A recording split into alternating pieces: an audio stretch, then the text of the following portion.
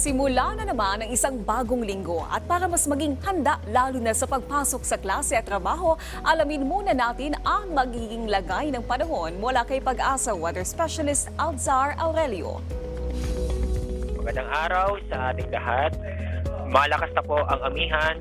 Ngayon po, inaasahan po natin ang malamig na panahon sa Northern Luzon, Central Luzon, kasama ang Metro Manila at Calabarzon. Samantala, yung nalabing bahagi ng bansa, asahan po na medyo mainit ang panahon. Sa susunod 24 oras ay maulap ang kalangitan na may mga mahihinang pag-ulan sa Apayao, ganun po sa Cagayan, Batanes at Babuyan Islands. Samantala, sa lalabing bahagi ng bansa, kasama ang Metro Manila, ay magiging maganda at maliwas ang panahon, kung saan halos buong araw bahagyang maulap ang kalangitan, maliban lang po sa mga isolated na pag-ulan. Wala naman tayong binabantayan o namomonitor na low pressure area o bagyo sa loob ng PAR at ganun din po sa dagat Pasipiko. Dahil malakas ang amihan, yung araw may tsansa pa rin ng matataas na alon sa buong seaboard ng Northern Luzon. Kaya huwag mo nang pumalaot ng ating mga kababayan doon para sa ating kaligtasan.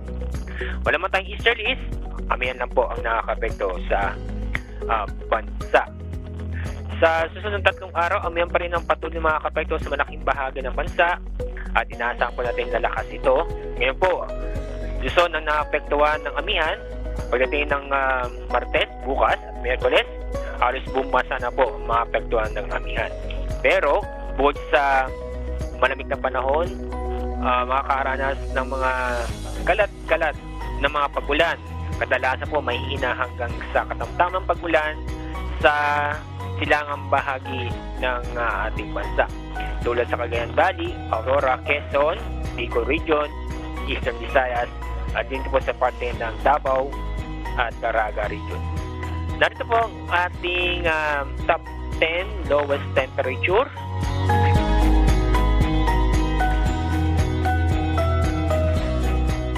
At narito po ang ating update sa ating mga binabantay nating mga dam.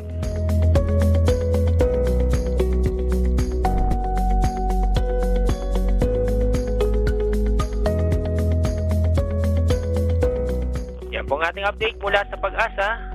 Ako po si Alzar Aurelio. Maraming salamat Pag-asa Weather Specialist Alzar Aurelio. Paalala muli sa ating mga kababayan para maging ligtas sa lahat ng pagkakataon mula sa epekto ng pabago-bagong panahon. Ugaliing tumutok dito lang sa PTV Info Weather.